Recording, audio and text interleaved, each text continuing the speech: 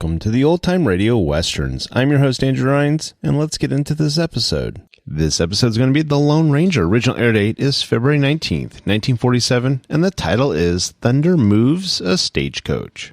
Thanks for listening, and let's get into it.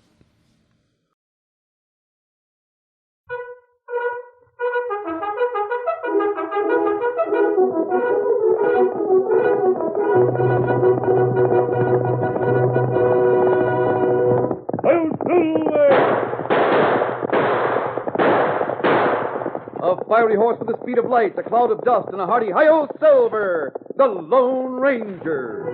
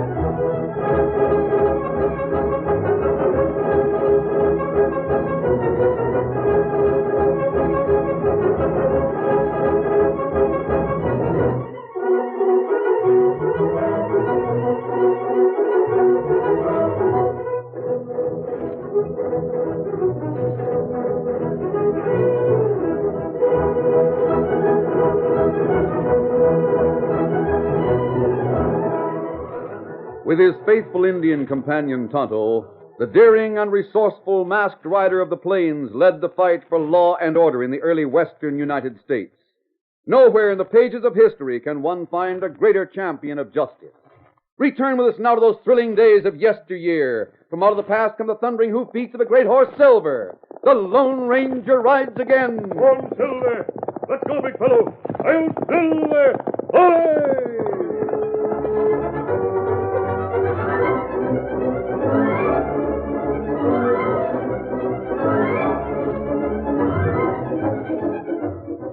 The Transcontinental was a powerful company, operating stagecoaches on a route that led over the shelf-like road around the side of Coffin Mountain. Get up! The stage was traveling light. There were no passengers, and Lefty Winton was glad of it, because the heavy rain made Coffin Mountain a hazardous part of the journey. Both he and the guard were soaked to the skin. What's more, Lefty, Jack Crindle is on the level. I admit all that, Joe. Crindle may be on the level. He can't afford to pay what Transcontinental pays for guards and drivers. He's got nothing but a little feeder line operating into Wellsville. Well, maybe he can't pay as much as Bert Braggin, but he wouldn't work a man as hard. What's more, if his outfit grows, the men who work for him will grow with it. Yeah, but don't you see, Joe? Crindle can't grow. Nobody will bother him as long as he operates that one-horse line into Wellsville. But let him show any signs of growing, and Transcontinental will put him out of business fast. I don't see how Bracken can do it. Bracken can find plenty of ways to hurt a man. Listen to that thunder. Hey, Joe, look up yonder. Rocks, they're coming down. It's a landslide. Ho! Ho there! Ho! Lefty, Ho! those rocks are coming right at us. There. Ho! We'll be Ho hit. there. We can't get away. Jump! Jump out, Joe. Get out of the stage. Get under the stage. We can't get back. Get under the stage. I gotta cut the horses. They gotta have a chance. There's no time. Get up! Get up there! Lefty! Lefty!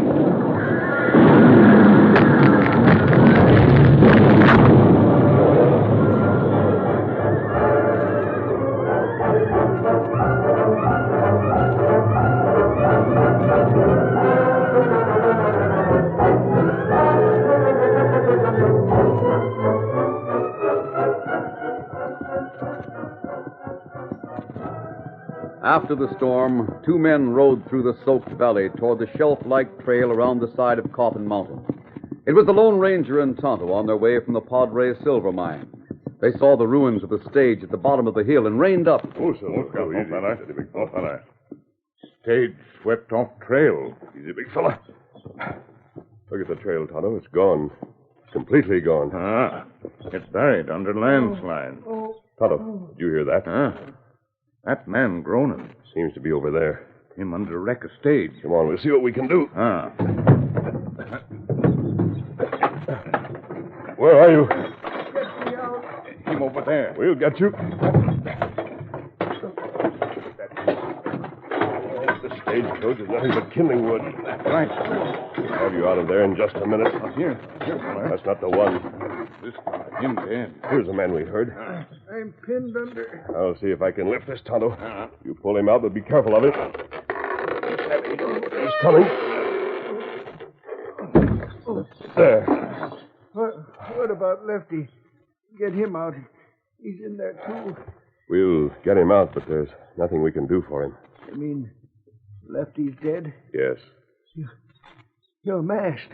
Do you object to being helped by a masked man? No offense meant, mister. I reckon my leg is busted. And just lie still. We'll see what we can do for you.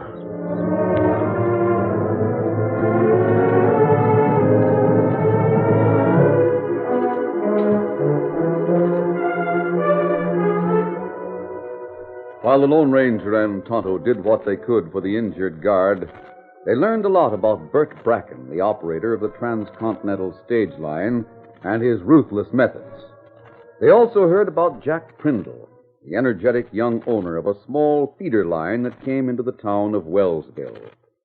Soon after news of the landslide reached the town, Bracken called on Prindle in his small office. Prindle, you're a fool. You can't fight the Transcontinental. Maybe I can't, Mr. Bracken. Maybe I am a fool to try, but by thunder, I'm going to try. Can't you get it through your head that Transcontinental's got the franchise to carry mail? I know that. I'm not interfering with your franchise to carry mail along the Coffin Mountain route. But I've been promised a franchise to take the mail from here to Gold Flats. You haven't got that franchise yet. It's been promised to me as long as I get service started from here to the Flats. And it's to be an exclusive franchise. Now, look, Prindle. You know the position I'm in with the Coffin Mountain Trail swept out. I've got to operate through Gold Flats. Not if I've got the exclusive franchise. Well, we can make a deal, can't we? Like fun, we can. I've never liked you, Bracken. I never liked the way you operate. You found you couldn't come in here and bulldoze me, so now you're trying to get friendly. You little... If you want to operate Transcontinental, you just stick to your own trail. It's gone. And rebuild it. About time you spent some money. I tell you what I'll do, Prindle. I'll buy you out. Like fun, you will. $5,000. All right, name your own price. There is no price. Prindle line isn't for sale. Prindle line. 4 stove-in horses and an old cast-off Butterfield that's ready to fall apart. That stove-in outfit will get the mail to Gold Flats just the same. And that's more than Transcontinental can do. Yeah, we'll see about that. You bet we'll see. You got to run a stage through by the first of the month to get that franchise. Don't forget that. And I'll do it. You need a mighty good driver. I've got a driver and I've got horses. Oh. Now get out of my office. I've got work to do. If you don't get your franchise, you'll be mighty glad to sell out to me. When that time comes, $5,000 will look like an awful lot of money. Good day.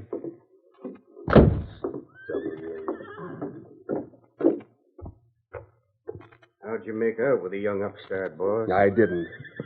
Stubborn as a Missouri mule. Well, what are you going to do? How do I know what I'll do? What are you hanging around here for anyway, Steve? Well, what else is there for me to do? I went to the stable ready to set out on my run. Found there was no need for a driver because the stage couldn't get through. What are we going to do? I don't know yet. But we're going to do something. Well, what about the mail? That's got to go through. It's to go through on the Prindle stage. He should take it as far as Gold Flats. Our line will pick it up from there and take it west. Worst of it is, if he makes good on the trail run on the first of the month, he'll get the franchise permanent. If that happens, boss, he'll cut into us, won't he? That won't happen. Listen, Steve, you know Prindle's drivers, don't you? Sure. I know both of them. I know all the stage drivers around here. Hire 'em. Huh? I said hire 'em. Sign 'em up. They're to work for me. I don't care how much you have to pay 'em, but hire 'em on a contract. I begin to savvy, boss. But maybe young Prindle will try to drive himself. You take care of the drivers. I'll take care of Prindle's horses. His horses? He won't put a stage through the Gold Flats without a team. Hey, boss. That redskin's looking over this way. Huh? Oh. Hey, you. What do you want? Oh, me look for a feller named Bracken. I wonder if he heard us talking. Bracken? That's my name. One of it. Oh, me come tell you stage caught in landslide. One of my stagecoaches? Great day. That must have been Lefty Winton six in hand.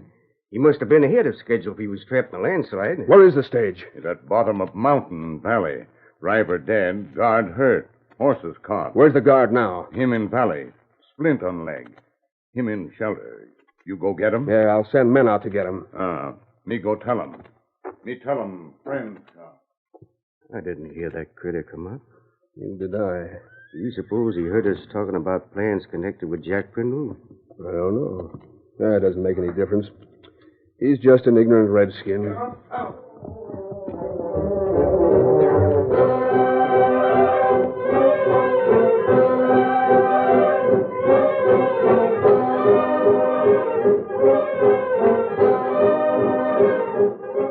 The Lone Ranger was in a small lean-to made by himself and Tonto to shelter the man with the broken leg.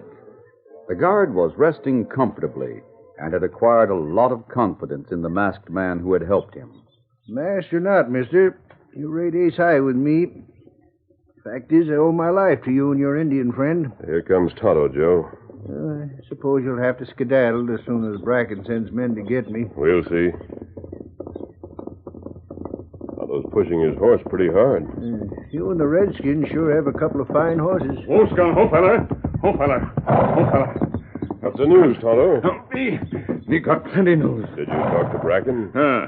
What did he say? Is he going to send for me? Him send men to get you. And send other men to do other things. What do you mean, Tonto? Well, he make plenty trouble for young fella. You're not talking about Jack Prindle. That's right. Now, hold on. Bracken can't make trouble for that young fella. He's as independent as they come and smart as a new whip. Well, me hear him talk with a fella named Steve. Who's he? Steve's one of the drivers for the transcontinental line. Him hire all driver. Prindle not have any driver. That's an ornery, cussed trick. Why does he want to do that? Prindle's outfit don't interfere with transcontinental. Interfere plenty now. You know a lot, Tonto. Suppose you come into the lean-to and tell us about it. Me tell about it. Good.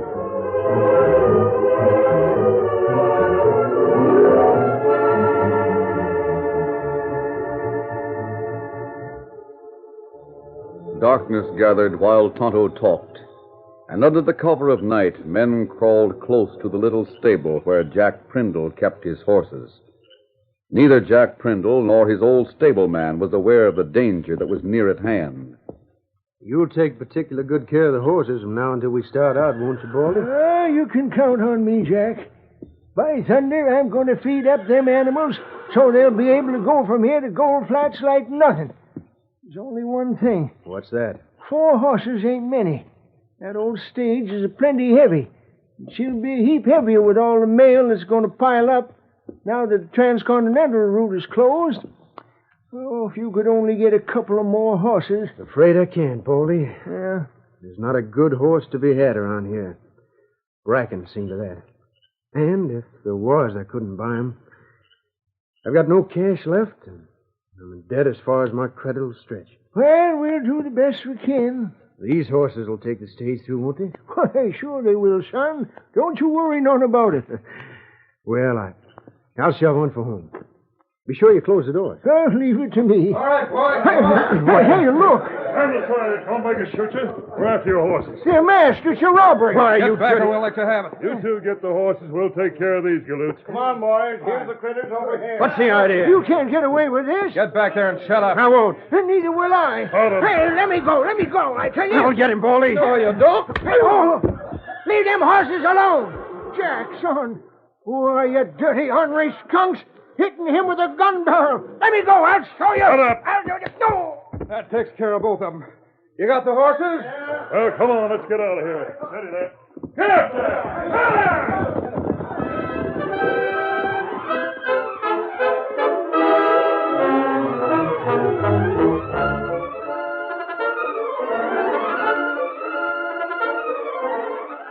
The curtain falls on the first act of our Lone Ranger story. Before the next exciting scenes, please permit us to pause for just a few moments.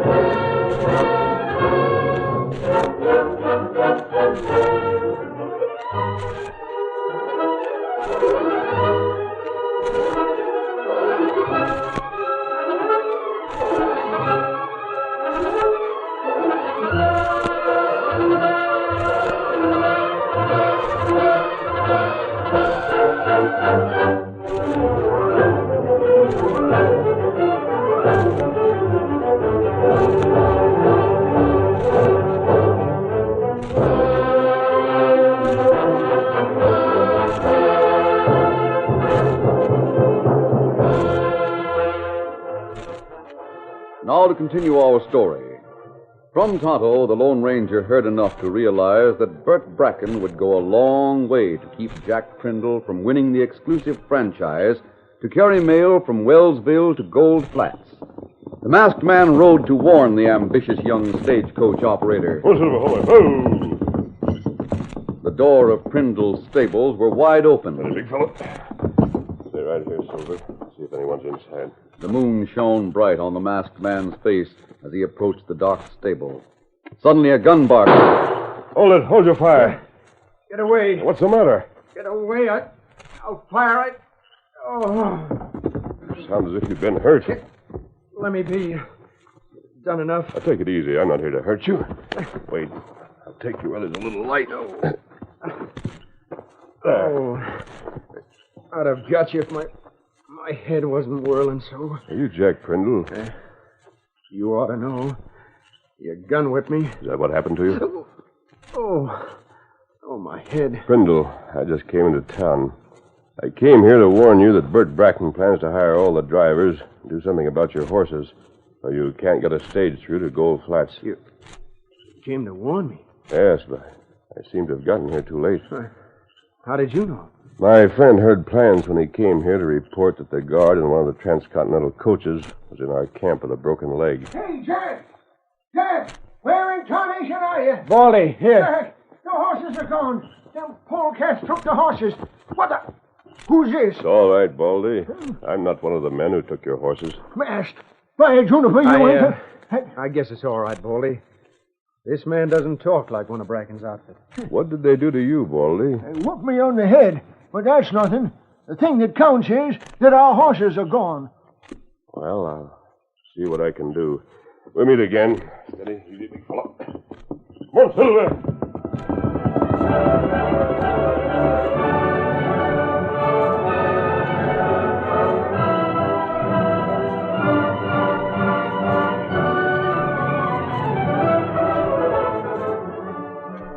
The following morning, Jack Prindle and his old friend Baldy were at breakfast in the small house they shared.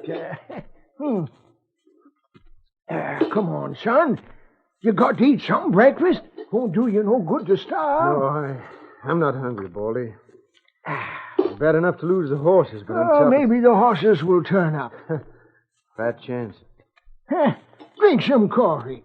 Maybe that'll get you started. Looking through the window there at the livery stable is enough to turn anything I eat into poison. Sit still, Jack. I'll see who it is. Maybe it's the masked man with some good news. We sure can't have any more bad news.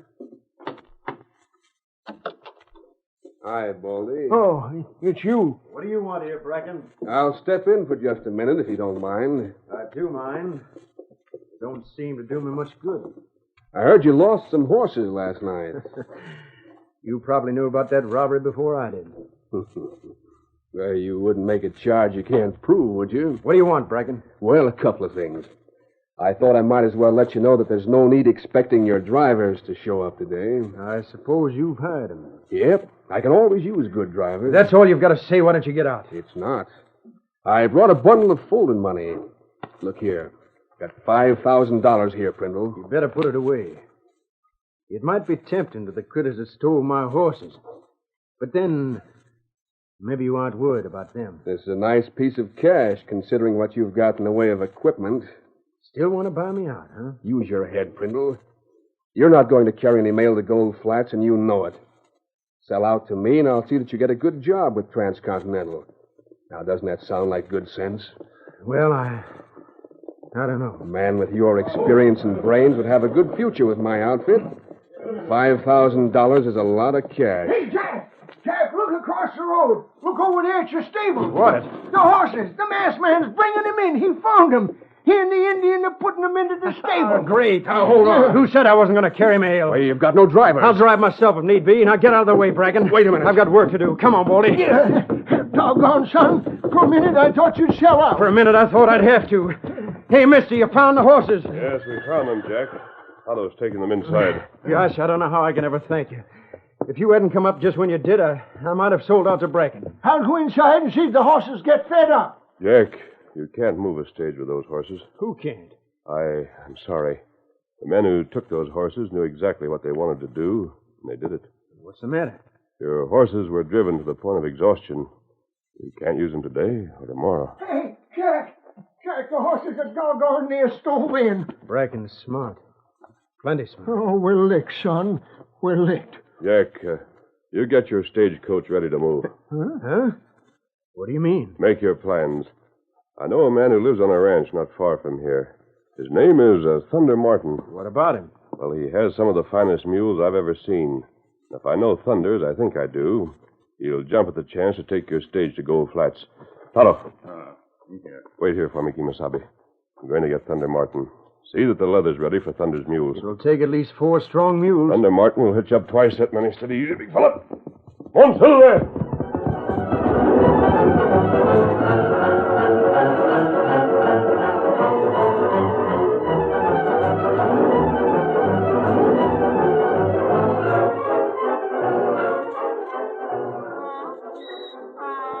Can my mules move that stage?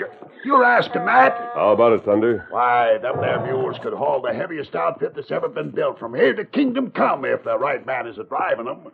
And they could do it through axle-deep mud. Jack Prindle has no drivers. Why, doggone it, his drivers couldn't handle my mules anyhow. There ain't but one man alive can talk the right kind of lingo to my flop-eared galooch, and I'm him. The mail must be in Gold Flats for the first of the month. That means midnight. Well, then go tell your friends to get her loaded and clear the way for me and my mules. Wake up, you slick-eared, good-for-nothing old sideline. Just wake up, or... Come on.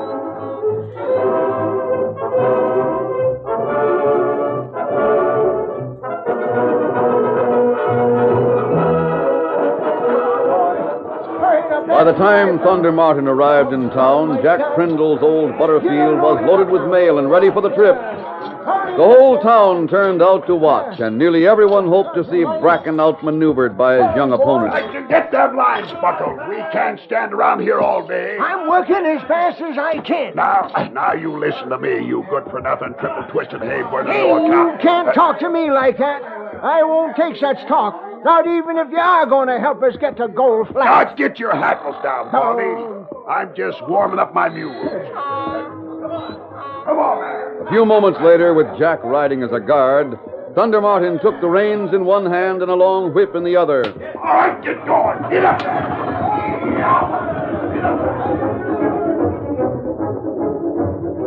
The Lone Ranger and Tonto watched Thunder Martin and Jack start out from town, but they didn't see the look of smug satisfaction on the face of Bert Bracken, who had watched the start of the trip from his office window.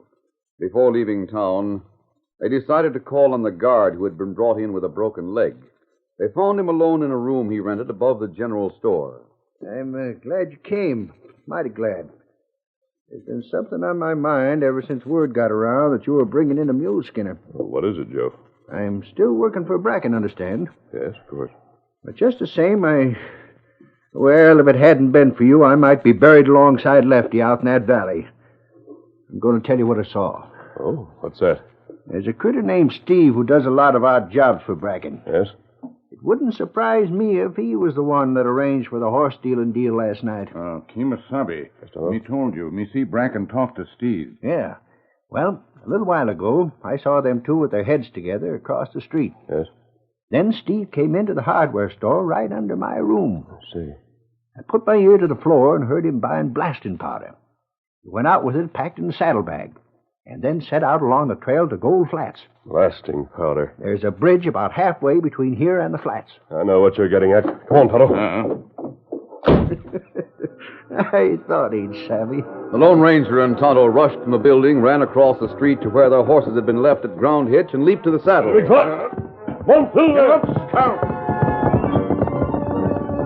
With the town behind them, the Lone Ranger and Tonto urged the horses to their greatest speed. The mighty Silver pulled ahead by half a length, and then a length, and then increased the lead.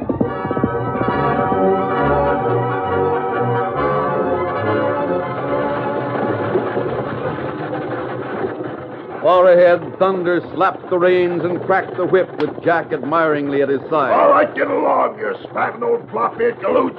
Get along or I'll slice hunks of mule steak with this whip. Golly, Thunder, you sure work just as hard as those mules. Where's that bridge you told me about? We're nearly there. That's the halfway mark? Yeah. Well, hang on. We won't slow down for no bridge or nothing else. Thunder, look behind. Someone's coming after us.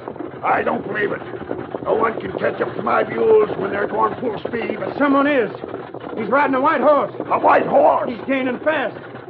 It's that friend of yours, the masked man. Well, here's where I show him how my mules can travel. Get up there. Get along. Thunder Mountain's mules fairly flew along the trail, but their speed was nothing compared to that of Silver. The Lone Ranger came alongside. He didn't try to shout a warning above thundering hoofbeats and the clattering stage. He pushed ahead.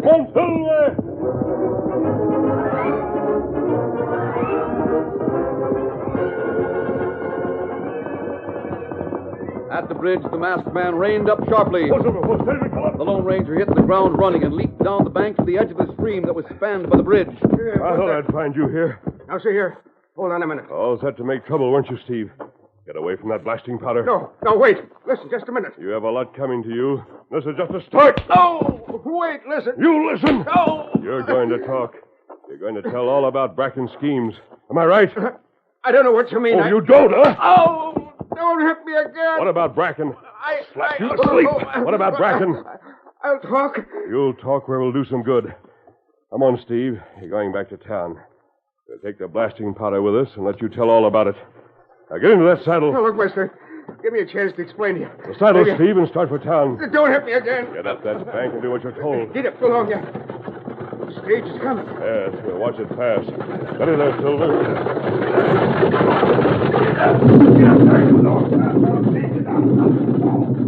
He's over the bridge. Halfway to Gold Flats ahead of schedule. Your blasting powder can't stop the Prindle stage now. But what you're going to tell the sheriff will stop Bert Bracken. Get going, I'll follow you. Get up there, boy. Ready, big fella. One Silver! One Silver!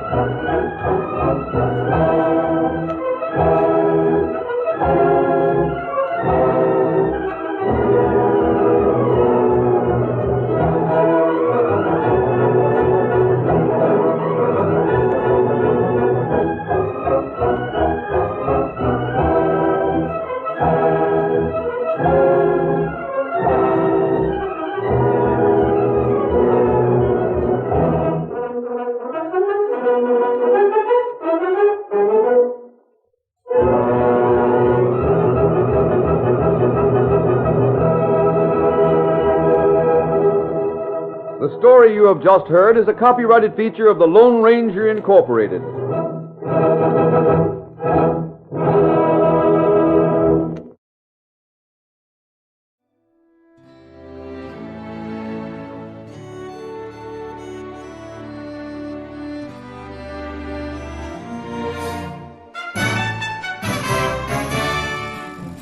This has been a presentation of OTRWesterns.com, and we hope you enjoyed. Please take some time to like and rate our shows in your favorite podcast application. Follow us on Facebook by going to OTRWesterns.com/Facebook. Subscribe to our YouTube channel by going to OTRWesterns.com/YouTube. And send us an email, podcast@OTRWesterns.com. You can call and leave us a voicemail, 707-986-8739. This episode is copyright under the Attribution Non-Commercial Share-alike copyright. For more information, go to OTRWesterns.com/copyright. Have a great day, and thanks for listening.